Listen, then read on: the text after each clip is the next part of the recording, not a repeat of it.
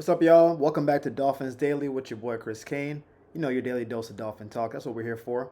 And we got some news today. Some good, maybe not so much. We'll see. So we reported a few days ago that Anthony Weaver was up for the job with the Bears and for the Saints. And as you may have seen on the news today, the Bears have hired Ben Johnson, which means that Anthony Weaver will not be going to the Bears, which is good. Unfortunately, maybe for us, he did make it to a second round of interviews with the Saints. Now, from what I'm hearing about the Saints, I think they want an offensive guy to probably run that ship because they have to probably draft the quarterback.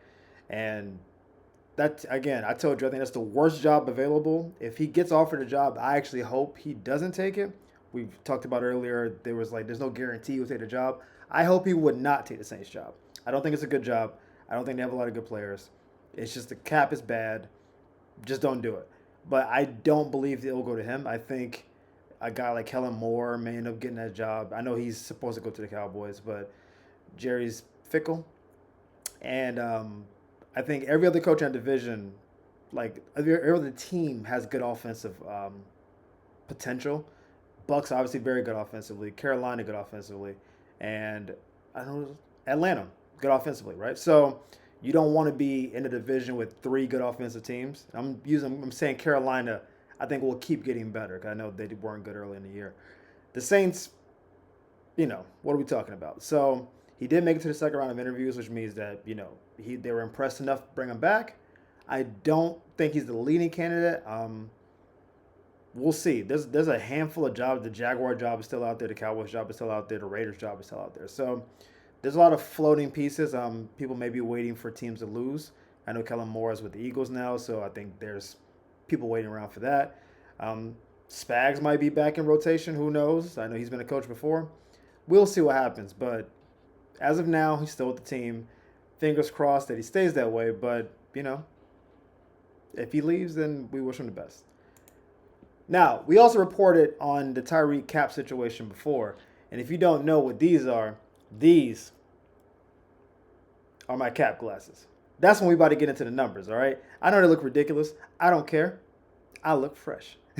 So when I put the cap glasses on, we're going to talk about the numbers. Now, I got into this a little bit, maybe like a week ago, but we have now a little bit more data, and now this has been like officially reported. So if you watch this show daily, you've been getting this news already, all right? But we're going to get into what Marcel Louis Jacques said about when the Dolphins could possibly cut Tyreek or trade him, and kind of what the cap implications of that would be, right?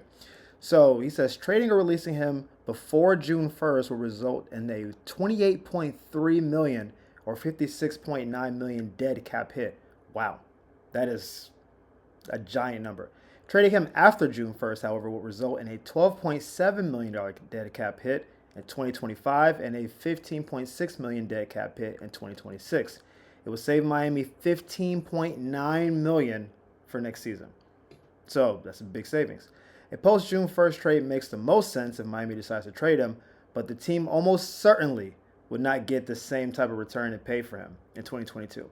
I didn't know we paid this much for him, but a first round pick, a second round pick, two fourth round picks, and a sixth round pick. Yeah, no one's no one's giving that kind of haul now.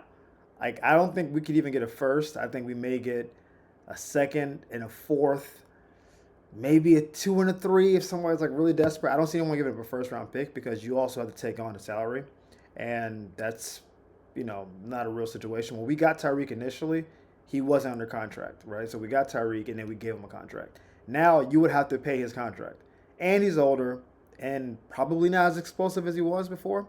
So is anyone going to jump out the window and give up 2, 3 foundational pieces to bring Tyreek in now? I don't believe that to be the case. I think if you get a second and a fourth, you've done well. 2 and a 3 would be great. But again, Tyreek is also our best offensive option. So you have to be able to replace that production. But the real thing is the timing of the cap is a big deal, right? Because as you said, if you do it too early, and again, they put these designations on, so I'm guessing people can't do shenanigans before the draft.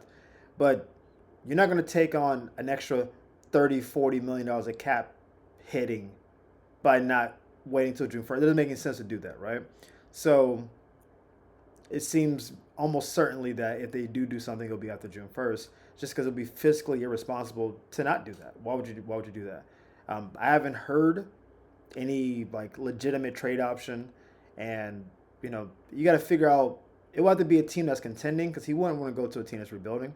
It will have to be a team that's contending or is on the brink of contending. So let's say a team like Arizona, right? Arizona has Marvin Harrison Jr. They have McBride, and then they have like Michael Wilson and people like that. So they thought, hey, it's hard for Marvin Harrison to get open because we don't have any deep threat, right? So let's bring in Tyreek. Kyler's already under contract. We're not really paying a lot of other people. Maybe we'll sign Tyreek for a year or two. Arizona's the good weather. They're playing a dome. They're playing a good division. He's near Cali if he wants to come out here and have fun. And then so like that will make sense like in terms of like a team that maybe is a piece away from like playoff type contention, but the teams in the upper echelon, I don't see anybody really making a move because that just doesn't seem like a viable thing to do. So, yeah, I mean, saving almost $16 million in cap space would be ginormous, especially since we need to re-sign some people, specifically on the offensive line, or go acquire people. So, we'll see. But we've already talked about the Tyreek situation in the cap a little bit. I just wanted an excuse to put these glasses back on because they looking extra fresh today with that. It's stupid. All right, I'll take them off. It's fine. I was having some fun. So, I'm doing this show before the championship game tonight. I'm taping this on Monday. And so I don't know who's going to win. Everyone's projecting Ohio State to win, which is why I'm doing this segment on Will Howard. Because he's not seen as like a top echelon quarterback coming out of the draft. He might be at best QB5, I would think. Behind the top two, Ewers and Dart. Like he might be the fifth guy, but even I think that might be a little high. He might be 6 or 7. So Will Howard, who I'll admit personally, I don't believe in him. I'm just, I have made money this year on Prize Picks betting against Will Howard to hit a certain number of yards, even though he has 2 first-round receivers on his team, maybe 3, and great running backs. I don't personally believe in him, but that's also him in college, and he's a transfer from Kansas State and whatever. He might end up being really good, but the reason I bring it up is because now he's resurrected his career because he wasn't going to get, maybe he was going to be a 5th or 6th round pick a year ago. I think he can be a day 2 guy now, maybe early day 3, right? Like I can see that 3rd to 5th round kind of being a good landing spot for him. He's way different than Dylan Gabriel. Dylan Gabriel's short, arm is mediocre to all right, whatever. Will Howard's a big guy, 6'4", over 220, can run, will run. Has shown a good amount of toughness, and when you give him a pocket, has shown you I can make throws. Now again, he's playing with the best receiver in the country now, who just happens to be 18, and Emeka, who's going to come out and probably be a top 20 pick in the draft. So he has 2 like alpha level receivers. So yes, I'm sure that helps him be a good quarterback. But he's shown, hey, big games, big throws, he can make them. He's a little inconsistent with his technique. Like there's some parts on footwork, stuff needs to be worked out. But they handle all that stuff in pre-draft evals, and once you get on the roster, they'll kind of work with you. And again, we wouldn't bring him in to be like, you need to start right now. It would be, if something should arise, let's bring you in. I think the fact that he can run is interesting because imagine an RPO with Devon Achane, like put it in his chest and go like, just imagine how much more the offense would be like, whoa, because right now, Tua's not a threat to run. So if the play's not open, you see him in the pocket, he's like, let me get rid of this ball. But if Will's in the pocket and no one's open, he might just say, yo, I'm rolling, and just take off and start running. And I think of all the quarterbacks left in the draft, and left in the playoffs, I keep saying draft, all the quarterbacks left in the playoffs now, you got Mahomes, Josh, Jalen. All 4 of them can run. And some of them run great. I mean, I guess Mahomes is the worst runner in the group, and we know Mahomes in the playoffs becomes like